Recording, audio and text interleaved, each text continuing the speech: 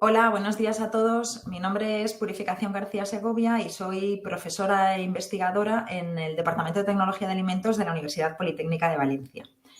Antes de empezar con la presentación, me gustaría dar las gracias a Ana Zaragoza y también al doctor Josep Bernabeu por haberme invitado a esta jornada Gasterra sobre alimentación hospitalaria. No soy experta en alimentación hospitalaria, no soy personal sanitario, soy profesora en la universidad en el área de nutrición, eso sí, para tecnólogos de alimentos. Pero voy a daros una visión, una perspectiva de lo que es mi perspectiva, en definitiva, de la alimentación hospitalaria a través del valor de los sentidos, es decir, cómo valorar o poner en valor los sentidos a la hora de diseñar la alimentación hospitalaria del futuro, ¿no? Tengamos esa visión. Para eso he dividido esta pequeña presentación en dos partes. Por un lado, haré un recordatorio de aquellas modificaciones que ocurren en los alimentos durante el cocinado y que tendremos que tener en cuenta, porque si no, al final lo que tenemos es una comida que no satisface, por así decirlo, la apetencia de los pacientes hospitalizados, y luego hablaremos de los sentidos como directores de esa gestión del apetito. Si recordáis un poco del proceso de cocinado en una operación de cocción, me da igual cuál sea la tecnología que esté utilizando, en general coexisten dos procesos que no son independientes, sino que están ocurriendo a la vez en la transformación del alimento. En esta operación, en cualquier operación, partimos de alimentos frescos o en conserva, depende de las necesidades de la receta que vamos a preparar, y existe un proceso físico en el cual se produce una transferencia de energía desde el calor, el foco de calor que estamos utilizando hacia el alimento para transformarlo. Ese calor llega a la superficie del alimento, se transfiere hacia el interior y como consecuencia de ese proceso físico de transferencia de calor hay movimiento de las moléculas en el interior del propio alimento que va produciendo una transferencia de masa. El agua se mueve de un lado al otro del alimento, a veces evapora, a veces el alimento capta agua y hay, por tanto, junto con ese agua un intercambio de también algunas sustancias, como por ejemplo que sean hidrosolubles, pues como puedan ser las vitaminas, como puedan ser los minerales, etc. Y este es el proceso en general de transferencia de calor, transferencia de materia que ocurre como proceso físico durante la cocción.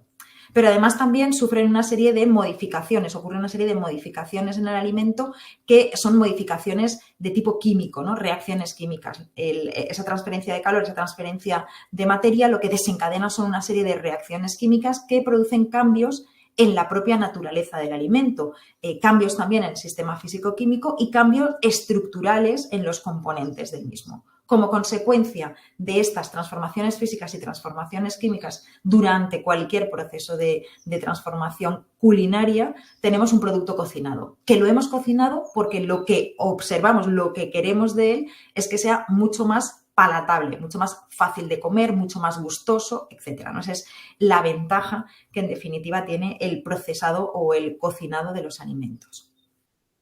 Dentro de estos cambios generados en el alimento y ya intentando enlazarlo con la segunda parte de la presentación, que son los sentidos, hay una serie de cambios en el alimento que ocurren con respecto a las modificaciones en el aspecto físico y en cuanto a las estructuras químicas. Entonces, ¿qué ocurre en las modificaciones en el aspecto físico? ¿Qué es lo que al final vamos a poder percibir? ¿No? Porque las reacciones químicas, al final, lo que ocurre dentro del alimento, hay muchas que no somos capaces de percibirlas, pero otras sí. La primera de las modificaciones físicas, los cambios en el volumen. También ocurren cambios en el color, cambios en el sabor del producto y cambios en la textura, es decir, en la consistencia del alimento. Y luego hay una serie de modificaciones en las estructuras químicas, que son cambios que ocurren en las proteínas, cambios que ocurren en los azúcares, en los macronutrientes, ¿no? En los azúcares simples y complejos, cambios en el contenido del agua y también cambios en las grasas, por ejemplo. Entonces, si vemos cada una de ellas, un poquito así por encima de cada una de ellas, por hacernos una idea, en cuanto a los cambios en el volumen, de ese aspecto físico, los cambios en el volumen, vamos a observar en algunos productos, cuando los cocinamos, pérdida de agua, se produce una deshidratación superficial, una desecación del producto que es proporcional al tiempo que nosotros tengamos expuesto ese alimento al calor. Por ejemplo, cuando horneamos algo, pues lo que observamos es que se encostra la parte superior, ese encostramiento es una desecación superficial del alimento. Eso también hace que para evitar esa desecación, muchas veces durante los procesos de cocinado lo que hacemos es tratar de proteger al alimento de esa deshidratación superficial que a veces puede producir una serie de reacciones o una serie de características, como decía, ¿no? Encostramientos o incluso que se llegue a quemar la superficie, y para ello las técnicas culinarias muchas veces lo que han hecho ha sido proteger esos alimentos de las fuentes del calor, como por ejemplo con lonchas de tocino, ¿no? En las típicas coberturas con bacon, o también a veces lo protegemos con una cobertura de huevo, etc. También se producen cambios en el volumen por pérdida de materia grasa, por fusión. Es decir, si aplicamos calor a un alimento que tiene grasa, la grasa funde normalmente a unas temperaturas depende del tipo de grasa, pero incluso a partir de los 60, 70, 80 grados nos estamos encontrando grasas que van a fusionar por encima de los 100, mucho más, evidentemente, y por lo tanto eso va a hacer que también se produzca un encogimiento del producto por la pérdida, por la fusión de esa grasa. Eso lo observamos en una plancha, cuando ponemos un alimento graso, volvemos otra vez a las lonchas de bacon, lo que observamos es un encogimiento de las lonchas por pérdida de las grasas, también por reacciones de las proteínas, pero por pérdida de las grasas. Y luego también en otras ocasiones esos cambios en el volumen es al contrario, en lugar de producirse una reducción en el volumen o una deshidratación del producto, lo que observamos es un aumento por rehidratación. Y esto es lo que observamos, por ejemplo, cuando cocinamos el arroz, cuando cocinamos las pastas o cuando remojamos las legumbres, que son productos secos que al estar en contacto con el agua lo que hacen es rehidratarse y cambian el volumen por rehidratación. Otros cambios en el aspecto físico que habíamos visto son los cambios en el color, ¿no? Se producen como consecuencia de la aplicación de calor, alteraciones en los pigmentos que pueden ser por el calor, por la acidificación del proceso de cocción o también a veces por la acción de la luz.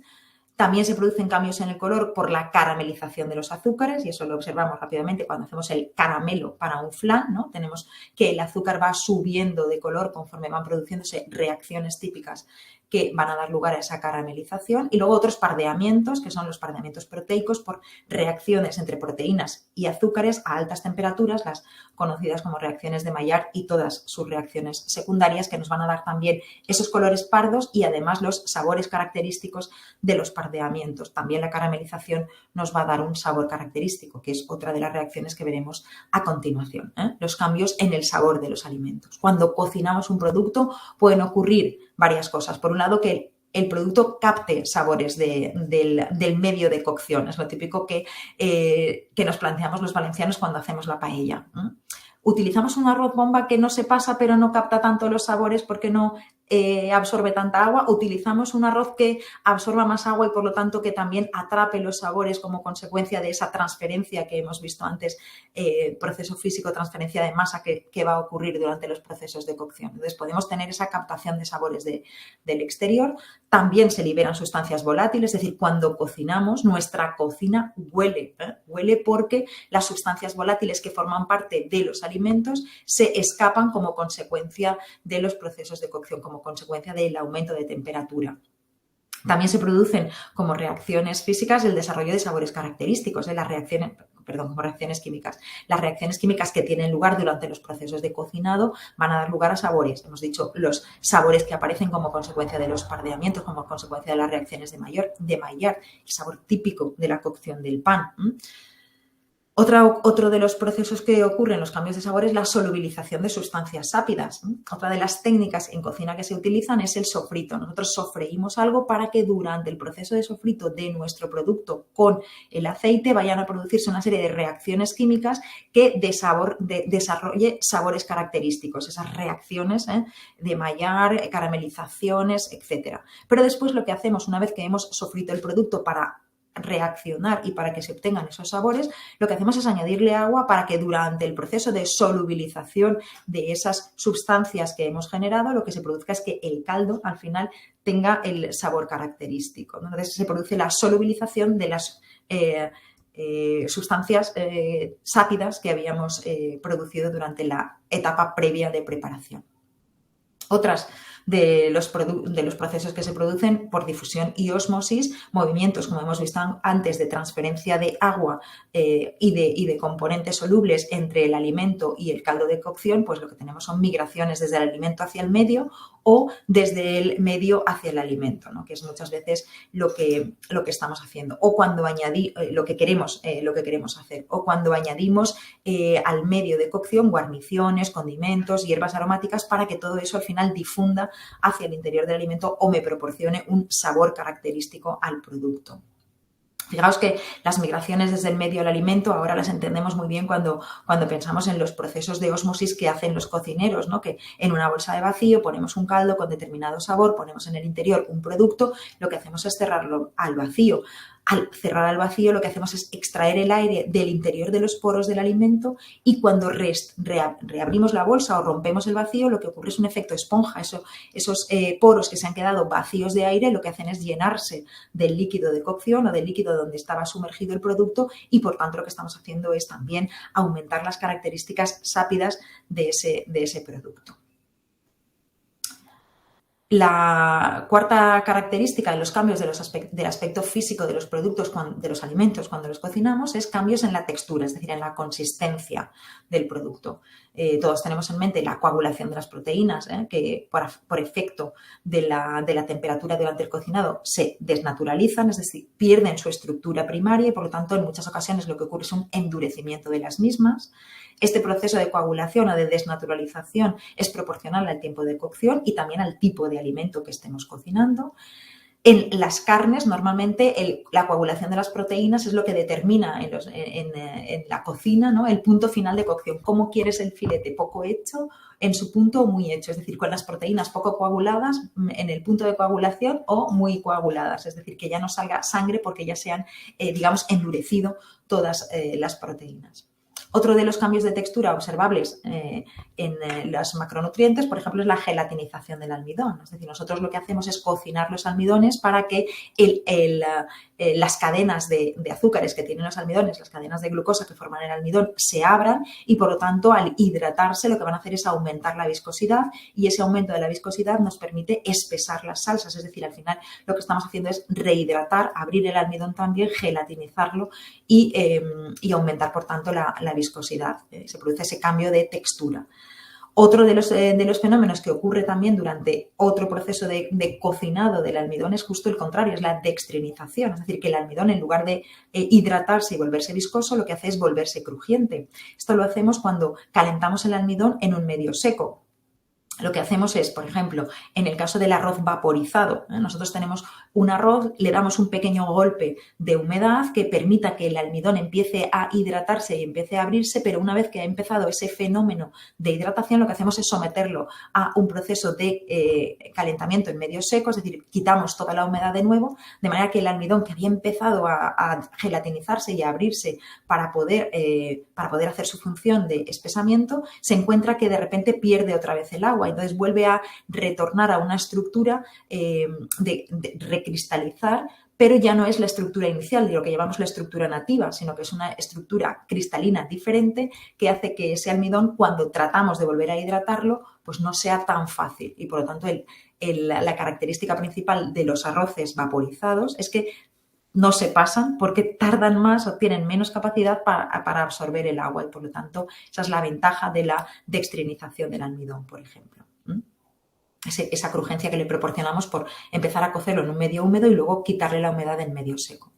Otro de los procesos que ocurren en ese cambio de textura en los vegetales, en este caso, es el reblandecimiento de la celulosa, que es una de las cosas por las cuales cocinamos los vegetales. Nosotros no somos capaces de digerir la celulosa. La celulosa es una cadena también de azúcares en una estructura diferente, mucho más dura. Nosotros para masticarla necesitaríamos hacer mucho más trabajo de masticación y, sin embargo, la cocción, la hidratación de esa celulosa facilita su masticación, aunque en algunos casos no se pueda digerir, pero sí que facilita la masticación.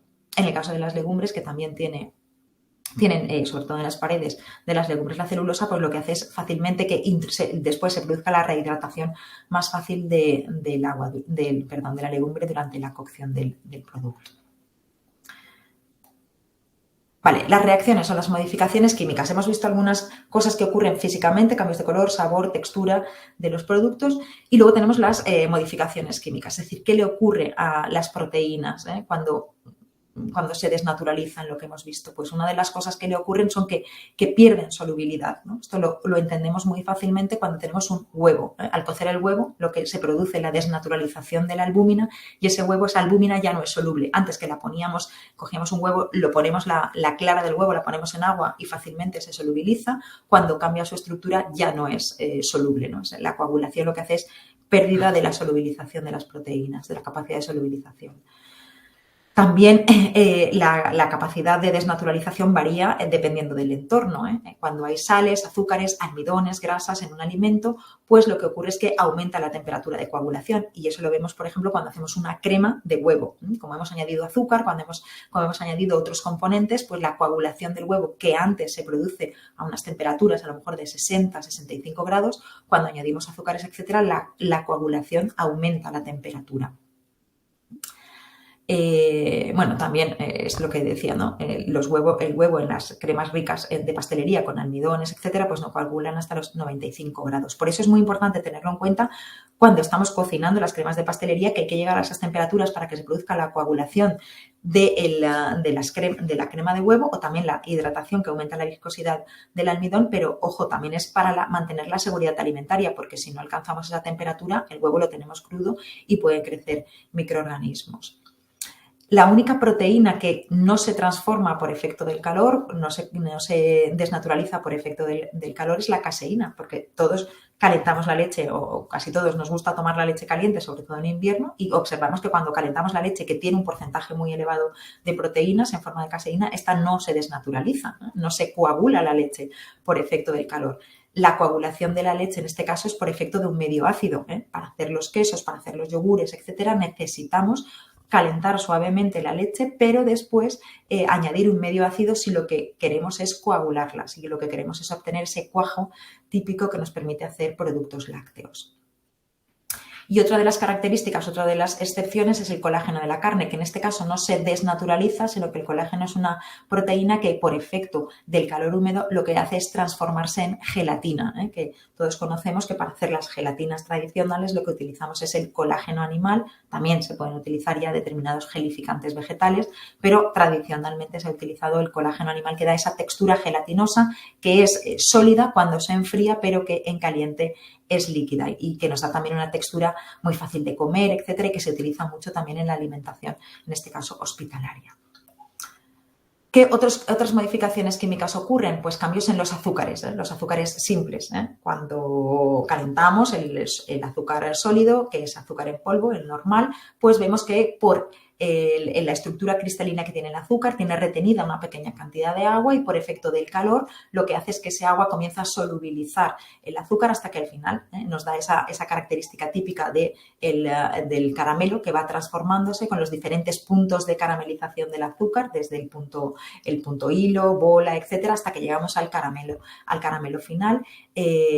Que solidifica rápidamente y que además ese caramelo no solamente solidifica rápidamente cuando se va enfriando, sino que además es después fácilmente soluble otra vez en agua. Siempre nos ha pasado alguna vez que se nos ha quemado el caramelo en un cazo cuando lo estábamos haciendo, pues dejamos que se enfríe, se hace duro como una piedra, vuelve a recristalizar ese azúcar con el color característico que ha tenido por efecto de las reacciones típicas de caramelización, pero le añadimos agua y vuelve a solubilizarse. Cuesta un poco, es verdad, pero se solubiliza.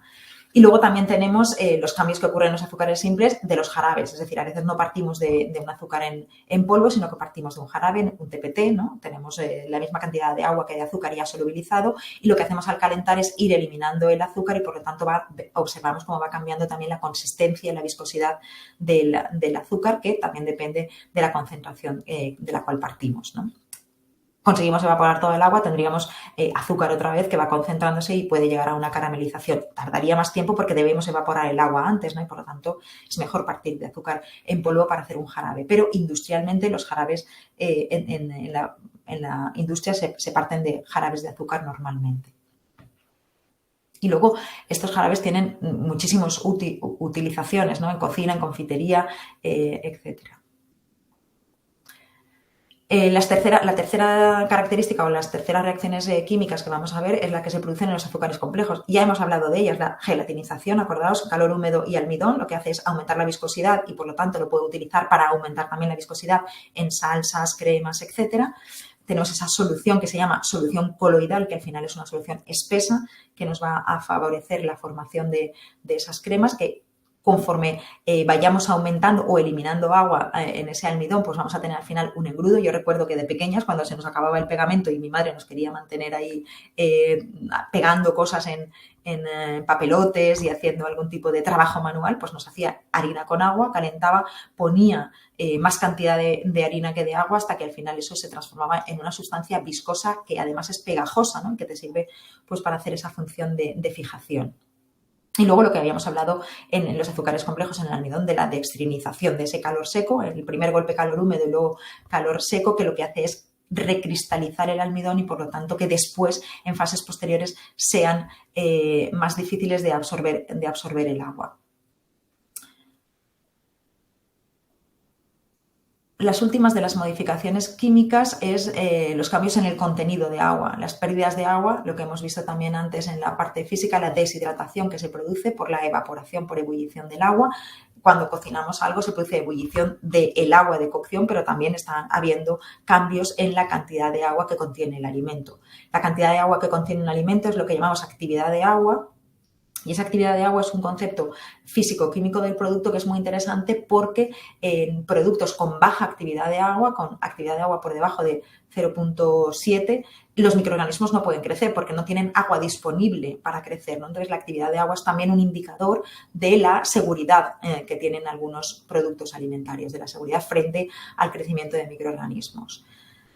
La cantidad de agua que tiene un alimento pues nos va a favorecer o desfavorecer fenómenos de ósmosis, como habíamos visto. Si un alimento es muy seco, lo que va a hacer es que va a hidratarse en presencia de agua y lo que ocurre con los alimentos que tienen contenido en agua cuando los metemos también en un medio acuoso es que va a tratar de conseguir un equilibrio entre las sales del alimento y las sales que hay fuera del medio de cocción, con lo cual ese tráfico, ese transporte de agua y solutos que hay, de agua y nutrientes o de agua y componentes que hay entre el alimento y el medio de cocción, pues hace que se puedan incorporar al alimento algunos nutrientes o perder nutrientes por parte del alimento. Bueno, hasta ahí un poco el resumen breve de las transformaciones químicas y físicas que ocurren en los alimentos durante los procesos de cocción. Yo creo que es algo que todos tenemos en mente, pero bueno, me interesaba visualizarlos porque, como habéis visto, las transformaciones que ocurren en los alimentos, en el sabor, en el color, en el olor, porque perdemos los componentes volátiles, las transformaciones químicas que cambian la textura del producto, etcétera, eso está perfectamente relacionado con los sentidos. Nosotros tenemos nuestros sentidos como directores de ese apetito. Nosotros vemos los productos y por lo tanto estamos observando el color, la apariencia que tiene un determinado producto. También somos capaces de detectar mediante la vista la rugosidad. Sabemos si un producto es liso o es rugoso. Incluso sabemos, por ejemplo, si cuando estamos calentando la leche se nos ha cortado porque ya la teníamos mucho tiempo en la nevera o porque se ha acidificado, porque aparecen pequeños coágulos, que eso me permite ver que esa rugosidad no es característica de un producto de la leche en buen estado y por lo tanto me permite desestimar ese producto. Luego también en el olfato nos permite detectar el olor de los productos, pero también acordaos del retrogusto. Es decir, nosotros cuando probamos un alimento, y eso en los vinos se hace mucho, cuando catamos un vino, lo que hacemos es olerlo, pero la detección del olor también cuando lo probamos en el retronasal, que se llama muchas veces, pues lo que haces es percibir olores que estaban enmascarados dentro del interior del producto cuando lo calentamos en la boca y nos vuelven otra vez a la nariz, ¿no? Es lo que se llama también el flavor. En inglés existe ese concepto que lo hemos castellanizado un poco, pero al final es como el aroma de los productos. A través del gusto somos capaces de detectar, por lo tanto, el gusto de los productos y también ese flavor, ¿no? Esa combinación entre olor y sabor. Y luego también lo que se llama la sensación trigeminal, es decir, si el producto es picante, si el producto está caliente, todas esas cosas que somos capaces de detectar como sensaciones en la boca. El tacto nos va a dar también esas sensaciones de trigeminal, y si algo está caliente, si algo pincha, es esa sensación. La temperatura, el peso de un producto lo vamos a detectar por el tacto. la rugosidad que tiene y después también la textura. Y estoy hablando del tacto no solamente en las manos, sino también el tacto en boca, ¿no? Que es uno de los factores en el caso del análisis sensorial o en el caso del apetito de los productos, que es muy interesante. Por último, el oído, que muchas veces pensamos que no tiene tanta función en la alimentación, pero tiene una función muy importante a la hora de detectar, por ejemplo, la textura de los productos, la crujencia de los productos, como vamos a ver, y también la rugosidad que se puede detectar a través del oído. Los grandes catadores de vinos también te dicen que, o los grandes especialistas en vinos, los sommeliers que se dedican a esto, a veces dicen que incluso en las cervezas o en el vino, por el sonido que hace al caer una copa, puedes detectar si el vino está más frío o más caliente, o si está en su punto de temperatura. Bueno, pues todo esto forma parte también, como vamos a ver ahora, un poco de las características de los alimentos y que nos hacen, los sentidos nos hacen de traductores de la realidad. Fijaos, voy a contaros aquí una anécdota que es del libro de Marcel Proust, en el cual, en su libro En busca del tiempo perdido, y esto lo suelo poner porque es interesante para ver cómo los sentidos afectan a la alimentación. Y el trocito que cuenta es, pues, después de beber una cucharada de té en el que había remojado un pedazo de magdalena, el libro decía: apenas había tocado mi paladar el tibio líquido mezclado con las migas, un estremecimiento recorrió todo mi cuerpo y me detuve, atento al extraordinario fenómeno que me estaba sucediendo. Un exquisito placer había invadido mis sentidos sin sugerir su origen. Fijaos que solamente la descripción ya te hace apetecer el probar el producto, ¿no? Repentinamente el recuerdo se reveló a sí mismo. El sabor era el de un pequeño pedazo de magdalena que las mañanas de domingo solía darme mi tía Leona, sumergiéndolo primero en su propia taza de té. Inmediatamente la antigua casa gris, sobre la calle donde estaba su habitación, se elevó como un decorado y el pueblo entero, con su gente, sus casas, sus jardines, su iglesia y sus alrededores, fue tomando forma y solidez. Cobró vida desde mi taza de té. Solo ver la Magdalena no le había devuelto esas memorias, tuvo que probarla y olerla, pero el concepto de ver el producto, probarlo, olerlo, le descubrió, le redescubrió ese pasado y le reveló todo. O sea, que al final los sentidos lo que nos hacen es recordar, nos traen a situaciones antiguas, ¿no? Esto se ve muy bien también en la película Ratatouille, que al final no es más que, la película Ratatouille no hace más que utilizar este concepto de En busca del tiempo perdido de Marcel Proust para hacer una remembranza de este tipo de sensaciones que los sentidos nos pueden traer al recordar algo, ¿no? Porque los sentidos son traductores de la realidad. Los sentidos son las vías de comunicación que tenemos con el exterior, que nos van a dar información de lo que va a ocurrir. Nos transmiten sensaciones, como las que hemos visto ahora, pero también los riesgos que podemos percibir. Por ejemplo, cuando vemos un alimento en el que han crecido gusanos, que huelen mal, que tiene un color distinto, no nos atrevemos a comérnoslo, ¿no? Porque sabemos que eso es calificativo del deterioro de ese producto. Entonces, eso a través de los sentidos lo estamos percibiendo. Son, por tanto, el mecanismo que tiene nuestro organismo para procesar los estímulos que le van a llegar al cerebro, y esos estímulos pueden ser en forma de luz, sonido, sabor, temperatura o también otras sensaciones, las trigeminales que decíamos, como el dolor, ¿no? Si algo pincha, etc. ¿Cuáles son las células sensoriales que transforman estas sensaciones en impulsos nerviosos que llegan al cerebro? Pues las células, en función del sentido que estemos hablando, del órgano sensorial que estemos hablando, pues acordaos, para las visiones, para la visión están los conos y los bastones, también tenemos dentro del oído interno las células capaces de registrar esas ondas sonoras, las del olfato, las células del gusto, algunas, aquí os he puesto los corpúsculos de Meissner o las terminaciones nerviosas que van a recoger esos impulsos o esas sensaciones percibidas que se transforman en impulsos nerviosos. Esas sensaciones, ¿cómo son? Pues los receptores sensoriales, esas células pueden ser de tipo quimiorreceptores, es decir, que detecten sustancias químicas como el gusto o el olfato, que son receptores que detectan sustancias químicas, detectan aromas, detectan el sabor del cual están registrando. Pueden ser mecanorreceptores, cuando la fuente de datos proviene de una información de tipo mecánico, es decir, cuando son ondas sonoras, cuando son vibraciones, también cuando son texturas en la boca. y los hay muy especializados como los estatoreceptores, que son los que nos dan la información, que dan la información al oído sobre el equilibrio, o los fonorreceptores, que son los que traducen vibraciones sonoras en sonidos que somos capaces de identificar como letras y después como palabras, ¿no? Luego tenemos los termorreceptores, que son los que nos permiten recibir el calor o el frío, y los fotorreceptores, que son los que nos permiten recibir la información lumínica y transformarla en información neuronal para que detectemos los colores, etcétera, los brillos, las intensidades, etcétera. Bueno, en el cerebro cada uno de estos 5 sentidos tiene una posición característica donde están las neuronas que van a recibir esa información y la van a traducir, las de la audición, el gusto, el olfato, el tacto o la visión en los hemisferios del cerebro. Pero lo que tenemos que tener en cuenta que esas sensaciones que nos van a llegar y que ahora vamos a describir un poquito más, contribuyen a que el cerebro, que es el órgano de nuestro organismo que regula el consumo alimentario, esté recibiendo información con respecto a los sentidos y el consumo y la ingesta alimentaria. Fijaos que el cerebro regula el consumo alimentario independientemente de los sentidos.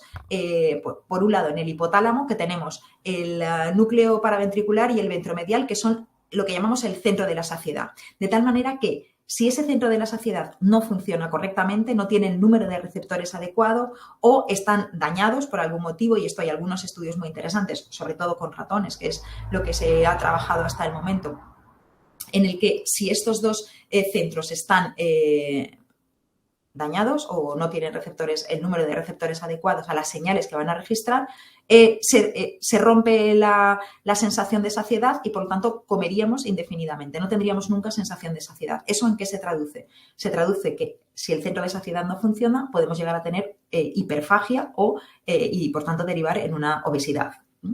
Por otro lado, tenemos el área hipotalámica lateral, que es la que controla el hambre, es decir, la que cuando está bien controlada, no tenemos sensación de apetito. ¿Por qué? Pues porque no tenemos hambre, estamos saciados y por lo tanto el control está medido. Sin embargo, si este área está dañada o no tiene receptores adecuados, o el número de receptores adecuados o los receptores de las señales que vamos a ver no están bien, lo que va a ocurrir es que nunca tendríamos hambre y entonces ese centro de la regulación estaría mal regulado, valga la redundancia, y por lo tanto al no tener hambre llegaríamos a una anorexia y a una pérdida de peso excesiva. Entonces, por un lado, ahí controlamos, sabemos que ese centro es el que nos va a controlar. ¿Pero cómo se controla? Pues se controla con un montón de señales neuronales, un montón de hormonas, neuropéptidos, un montón de señales que al final llegan al cerebro para regular ese control de la saciedad y del hambre. Pero estas señales, ¿de dónde salen? Estas señales son las que le están indicando, están en el organismo indicando si la cantidad de nutrientes que tiene el organismo es adecuada o está por debajo de las necesidades para mantener una actividad, ¿no? Entonces, ¿cómo se controla ese apetito? Se controla a través de hormonas, por ejemplo, a través de señales de controladores, de neuropéptidos, de otro tipo de señales que van a llegar al cerebro. ¿De dónde salen? Pues salen del páncreas, que es, por ejemplo, el que controla la liberación de la insulina. Por lo tanto, la insulina es un determinante de la cantidad de apetito, llega como señal para regular el apetito al centro hipotalámico. También de las células adiposas, que segregan una sustancia que se llama leptina, de las glándulas suprarrenales, van a también controlar de alguna manera esas señales para decir si tenemos o no tenemos apetito, si tenemos hambre o si necesitamos aumentar el apetito o si necesitamos comer porque tenemos apetito o no porque estamos saciados, suprimimos el apetito. También las hormonas, los estrógenos son controladores del apetito. Y luego lo que os decía, unos neuropéptidos y otro tipo de señales hormonales y proteínicas, etcétera. Aquí os he puesto un artículo súper interesante en el cual habla no solamente de esta regulación del apetito compleja a partir de aspectos fisiológicos, aspectos metabólicos, aspectos hormonales del control del apetito, sino que ese control que está perfectamente regulado con esas señales que nuestro propio organismo detecta a la hora de liberar unas hormonas u otras para controlar el apetito, muchas veces se ven superadas por el control hedónico. Si la conducta alimentaria que nosotros tenemos estuviese exclusivamente regulada por ese control homeostático, es decir, por ese equilibrio de sustancias que están en nuestro organismo diciendo ahora come, ahora no come, porque tengo bien la cantidad de azúcar en sangre o porque tengo bien la cantidad de grasa que estoy acumulando, todos tendríamos un peso normal. Es decir, todos tendríamos un peso normal porque estaría perfectamente regulado. Sin embargo, hay una sensación de placer subjetivo que nos hace disfrutar de los alimentos cuando comemos. Cuando vemos un plato que nos gusta, cuando detectamos un aroma de algo que es muy agradable o que nos trae esos recuerdos de los que habíamos visto por los sentidos, cuando tomamos la textura de un producto y de repente es tan agradable esa textura que te apetece comer más, o incluso los sonidos que tenemos durante la masticación, todas esas señales son impulsoras de un sistema de refuerzo de algo que es agradable, de algo que te gusta, y por lo tanto el cerebro segrega una sensación de placer, una serie de señales de placer que pueden llevar a comportamientos que sean compulsivos. Esas vías de placer hedónico que las segregamos por las sensaciones que nos llegan a través de los sentidos, llegan o pueden llegar a anular ese control homeostático que tenía el organismo de decir que ya he comido bastante, que corta, que ya no necesitas más, que ya he liberado todas las señales que decían que ya estabas saciado. Y sin embargo, el placer de ver un producto y querer comértelo puede superar esas necesidades de reservas de energía que ya tenemos o que ya tenemos la cantidad de glucosa en sangre que necesitamos. Y esto, el ejemplo claro es en nuestra cultura, la Navidad. Llegamos a la Navidad, ponemos todas nuestras mejores galas de Navidad, tenemos un ambiente que está muy adecuado, con una sensación de felicidad, con esa sensación de placer que nos produce la Navidad, el reunirte con la familia, el agasajar a tus amigos. Ponemos la mesa de Navidad que tiene una serie de características, el color, el control de la temperatura, todo es adecuado para que ese entorno sea agradable en un momento especial de celebración. Preparamos la comida con un interés especial, seleccionamos los alimentos, pero nunca pensamos que todo lo que hemos seleccionado está por encima de nuestras necesidades nutricionales, porque nos vamos a olvidar, ¿no?, que es un periodo fuera de... Ya después pensaremos en cómo vamos a recuperar el peso, si hemos hecho los excesos, cómo podemos controlarlos, etcétera. Pero acordaos que después de haber hecho un super banquete de Navidad donde hemos puesto nuestros aperitivos, nuestro primer plato y hemos cocinado los productos en su punto, hemos buscado los mejores productos para tener esa felicidad que nos va a proporcionar la cena de Navidad, después de todo eso, donde ya todas las señales, el estómago ya ha segregado la suficiente grelina para decir es que estoy lleno, controla, que ya estoy lleno, no necesito más. El páncreas ha segregado la insulina de que ya tengo bastante azúcar, no hace falta, no hace falta más cantidad, y nuestro cerebro ya está registrando esas señales y te está diciendo no hace falta que comas más. Al final de todo, cuando ya estamos por encima del punto de saciedad, sacamos la bandeja con los polvorones, los turrones, y aún así esa sensación de es que quiero comer ese producto, supera todas las barreras de decir, ya hay bastante, ¿no? Ese placer hedónico que sabemos que vamos a tener cuando metamos el turrón de Gijona en boca, con esa característica grasa, con esos sabores almendra tostada, con el punto de dulzor, es que nos apetece comernos, ¿no? Y entonces estamos por encima, ese placer hedónico supera las barreras complejas, que muy por encima os he contado del control del apetito. Entonces, el sentido de la vista, ¿cómo influye en el sentido de la vista en esa alimentación?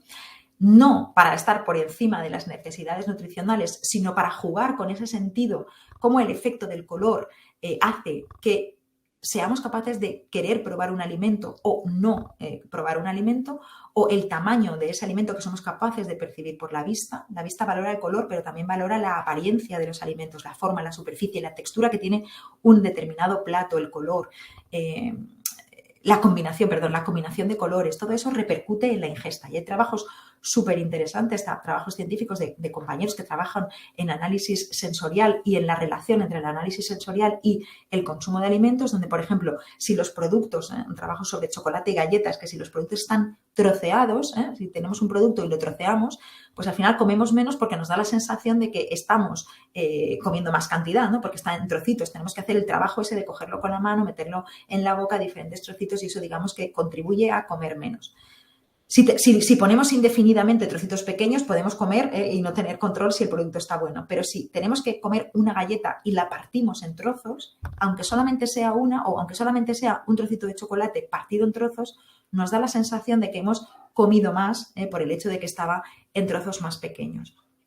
También hay un trabajo interesante sobre el efecto del color y el tipo de vajilla sobre la percepción, por ejemplo, de que un producto esté más salado o más dulce cuando no cambiamos la concentración de la sal o del azúcar. Y eso puede ser interesante en pacientes que puedan tener hipertensión, ¿no? Si percibimos los productos más salados cuando la vajilla es de color azul, pues aunque reduzcamos la cantidad de sal en el producto, si la vajilla es azul, igual vamos a percibir que tiene más sabor salado, porque el azul está más relacionado con el sabor salado. Bueno, pues al final ese tipo de juegos entre el sentido de la vista y las diferentes percepciones de los alimentos nos pueden hacer que utilicemos esa percepción para diseñar menús que en realidad sean percibidos con, digamos, con una sensación más placentera, con una sensación de más intensidad de sabor cuando no lo tiene, de manera que eso podamos hacer que la alimentación, relacionarlo siempre con la alimentación, en este caso hospitalaria, para que nuestros pacientes tengan mejores sensaciones, ¿no? También sabéis lo de los códigos de colores, ¿no? Que uno, en este caso había puesto el código de color de las cervezas, pues al final cuando identificas una cerveza con más o menos intensidad de sabor, también en función del color que tiene, ¿no? Las cervezas pintas, las negras, las tostadas, etcétera, pues el juego de los colores nos puede también dar una idea de la intensidad con la que vamos a querer percibir el producto. El otro sentido, el del olfato. Ya hemos visto la importancia del olfato en los recuerdos. Y luego una cosa interesante que es el juego que hay entre el gusto y el olfato. Es decir, nosotros somos capaces de percibir un montón de partículas volátiles. De hecho, unos investigadores hace algunos años ganaron el premio Nobel precisamente con eso, ¿no? Con la detección, con el estudio sobre la detección de los diferentes tipos de estímulos olfativos y cómo se percibían en el bulbo olfatorio. Cuando las partículas volátiles se liberan, sobre todo por efecto del calor, por efecto de la solubilización, cuando nos metemos algo en la boca, aplicamos calor a un producto, lo que os decía antes, empezamos a percibir también ese retronasal, esa percepción olfativa del producto. Las partículas volátiles se disuelven en la pituitaria, que es donde están las células olfativas, los receptores olfativos que habíamos visto, y esos generan el impulso nervioso que llega al cerebro y le dice, ¿qué es esto? ¿Esto que es la primera vez que pruebas? ¿Qué es? Concepto, es una fresa, vale, pues ya sé que a partir de ahora todo lo que tenga este sabor este olor va a ser el de la fresa, ¿no? Entonces ahí ya tenemos nuestro registro, de manera que somos capaces de percibir mucho, o sea, de recordar mucho más las cosas que olemos que incluso las cosas que vemos o que las cosas que detectamos solo con el gusto. El por qué huelen los olores, pues al final porque tienen una serie de sustancias volátiles que normalmente están agrupadas en 3 grupos, que son los terpenos, los fenoles y los picantes. Los terpenos son los olores típicos de bosque, verdor, fresco, que son la mayoría de los aceites esenciales de las plantas y son los que nos hacen recordar los mentoles, ¿no? Ese tipo de aromas. Después tenemos los fenoles, que son hidrosolubles y por tanto se perciben mejor en la boca cuando los disolvemos y luego van hacia el retronasal que decíamos antes y tienen una gran variedad de aromas de las flores, casi todos los alimentos, etcétera.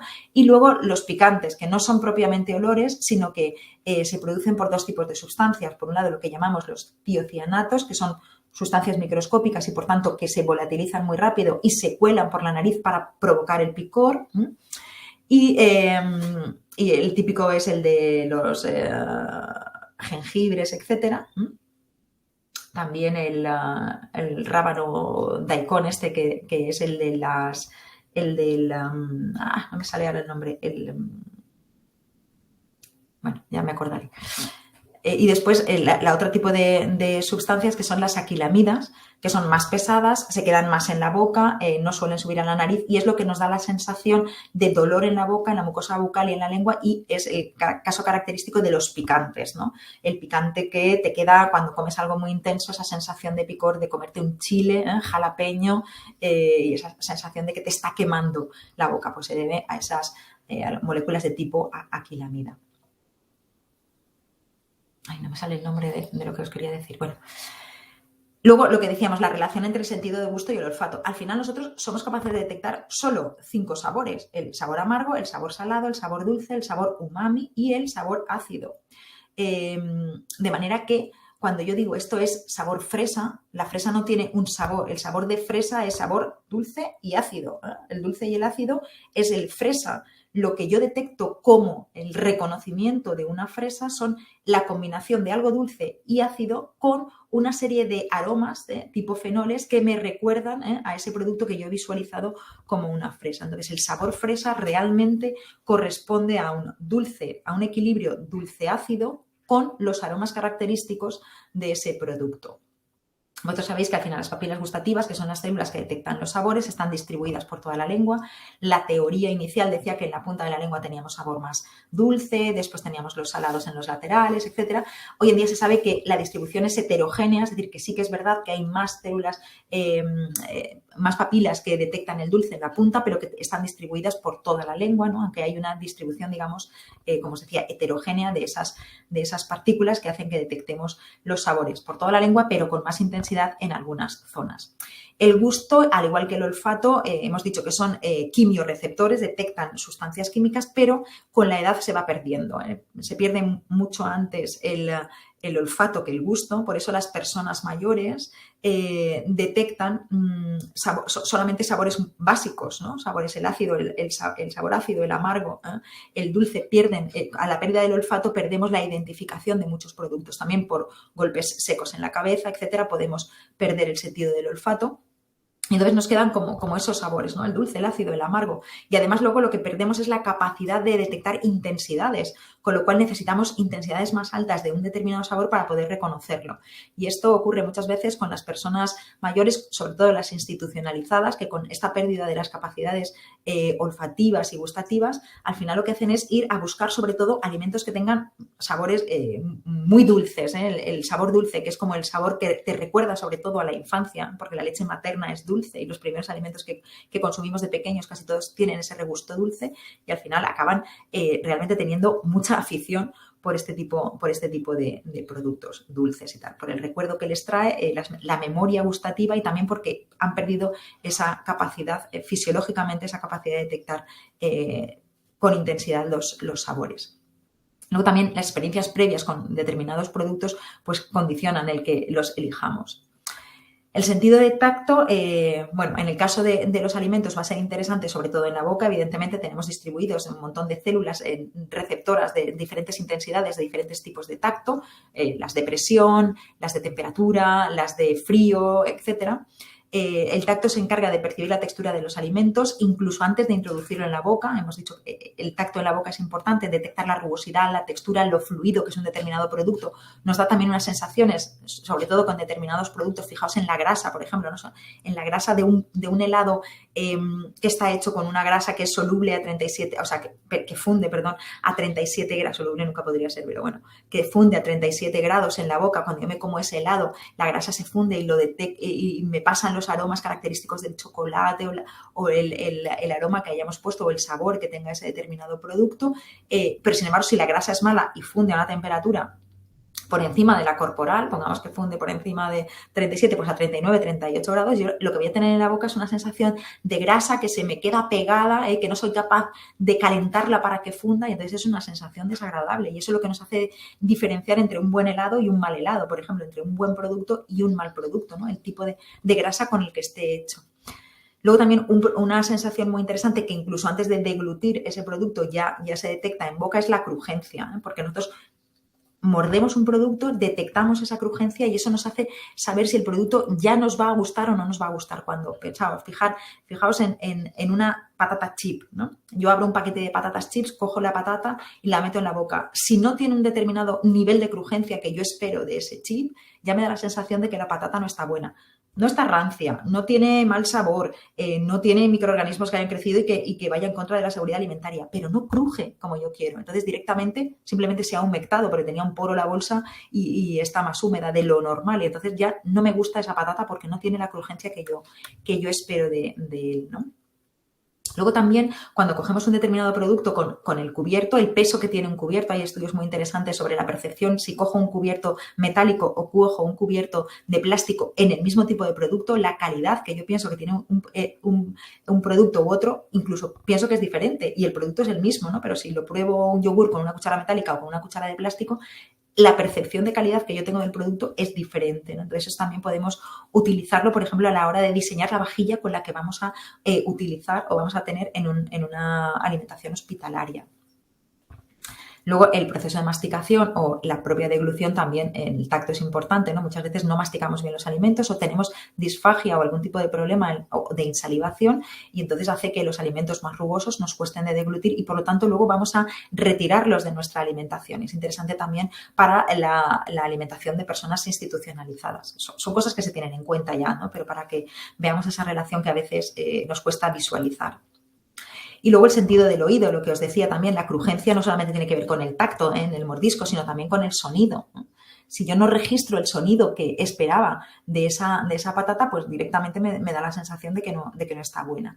Esto del sonido se ha utilizado ya mucho también en gastronomía. Algunos restaurantes, en esta fotografía que os pongo aquí, es una fotografía de la red del restaurante de Geston Blumenthal, en el que en un plato marino lo que hacía era poner una concha y en el interior había un iPad y unos, fijaos que ni siquiera son como los iPods estos que hay ahora sin cables, entonces te tenías que poner los cables, se tenían que poner los cables y todo, y simplemente era comerte ese producto marino teniendo la sensación auditiva de estar en el mar, ¿no? Y la percepción que tú tengas de el sabor marino de ese producto es mucho mayor, ¿no? Esto lo que viene a recordarnos también es que la ambientación, y lo habíamos visto en el caso de la Navidad, la ambientación que yo le ponga al espacio donde estamos comiendo es muy importante en la percepción de los alimentos, ¿vale? Entonces, el generar esas situaciones puede ser interesante para tener una alimentación hospitalaria más adecuada de nuestros pacientes.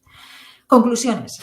Si la cocina tiene como objetivo modificar las características de los alimentos para que sean más palatables, más fáciles de comer, etc., deberemos aprender a qué técnicas culinarias resultan más adecuadas para mantener el valor nutricional de los alimentos que ofrecemos a nuestros pacientes, pero también ese valor sensorial, esa percepción sensorial que vamos a tener de los alimentos. La cocción de las verduras tiene que ser en el punto óptimo para que ese mordisco, para que ese olor, para que ese recuerdo de un producto vegetal lo mantengamos, ¿no? Y al final no tengamos que utilizar intensificadores del sabor, como por ejemplo la sal, que ya sabemos que muchas veces pues, la cocina hospitalaria está reducida en sal y además está sobrecocido en los productos, con lo cual vamos a perder esas sensaciones sápidas, esa sensación, ese placer hedónico que tiene el producto que bien cocinado lo podemos recuperar. Y luego, como segunda conclusión, los sentidos son los grandes directores de la regulación del apetito. Sí que hay una regulación homeostática de todas las señales hormonales, neuropéptidos, etcétera, que tenemos, que nos están indicando, ¿no? Por las señales fisiológicas de que ya tengo bastante grasa acumulada, ya los niveles de glucosa en sangre son los adecuados, mi estómago está lo suficientemente lleno, no hace falta que llenes más, pero sin embargo el placer hedónico supera esa sensación. De manera que si somos capaces de diseñar espacios, vajillas, de diseñar cómo poner los productos en un plato, podemos no solamente regular la ingesta, sino también contribuir a que esa ingesta sea más placentera, a aumentar la sensación hedónica de nuestros productos, por muy sencillos que sean, por mucho que tenga que ser un pescado hervido, por mucho que tenga que ser algo que tenga menos cantidad de sal o que tenga menos cantidad de azúcar. Si jugamos con el color de donde lo servimos, si jugamos con el aroma del producto manteniendo al máximo eso, si creamos unos espacios que sean mucho más agradables, eso también favorecerá el que la alimentación de los pacientes hospitalarios pues, sea mucho mejor. Bueno, aquí simplemente os había puesto una bandeja hospitalaria tradicional que no tiene un producto que puede resultar, pues sus vegetales, su equilibrio alimentario lo puede tener perfectamente, pero la sensación de querer comerte un plato o querer comerte el otro, que al final están igual en una bandeja hospitalaria, pues es un poco diferente. Pero no haberos aburrido mucho y que os haya servido por lo menos para volver a recordar muchas cosas que ya sabemos sobre los cambios en los alimentos y cómo los sentidos nos juegan a veces malas pasadas, pero podemos utilizarlos para crear unas sensaciones más placenteras en los productos que ofrecemos en la alimentación hospitalaria. Gracias.